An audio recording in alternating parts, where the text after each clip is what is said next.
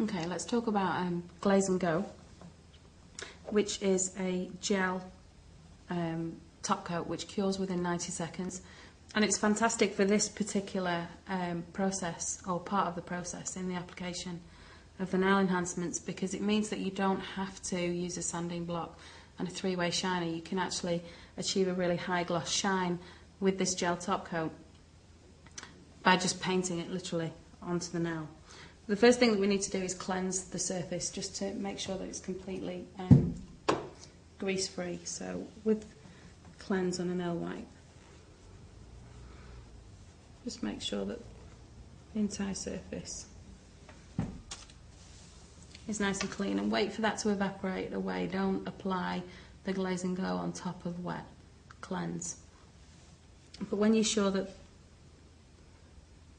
the cleanse has evaporated, use quite a generous coat of Glaze and Go and just gently glide it onto the nail. Always go back in. It's not the same as applying polish. You need to have quite a decent amount of gel behind your brush so that you can brush it liberally all over. Okay? And pop it into the light.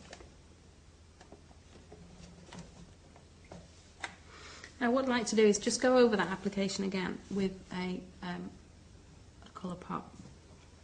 And Nick, if I can just use you to emphasise one particular point here. The thing about this gel top coat is that it's very thin. It's very much like polish. Can you see that, Nick, in the bottle? And if you wipe the brush too much and then try to paint this small amount of gel onto the nail plate, what actually happens is there isn't enough gel left behind to actually achieve a cure, so you don't actually get a high shine. The best thing to do is immerse the brush in the gel, and as you take the brush out of the gel, just wipe one side. So you've got quite a hefty bead of gel on the opposite side of the brush, and then apply that to the nail, but instead of brushing it through as you would do with nail polish, if you can see that my bristles of my brush are hardly bending as I'm just literally allowing the brush to lick over the surface of the tip. So the action is not this.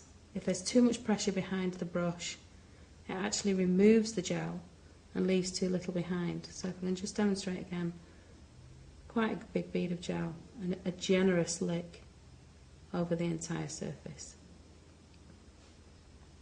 And that'll achieve its high gloss shine.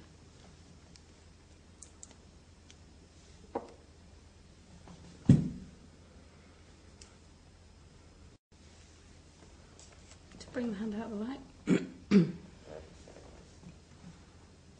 And you can see how beautifully shiny this Glaze and Go makes the nail. It doesn't need to be wiped away, a tacky residue or anything like that. It's fully cured now and it's ready for the client to leave the salon. It does need to be filed off before the client has their infills, but other than that, this gel top coat will stay this shiny for the full duration of the time that the client isn't with you.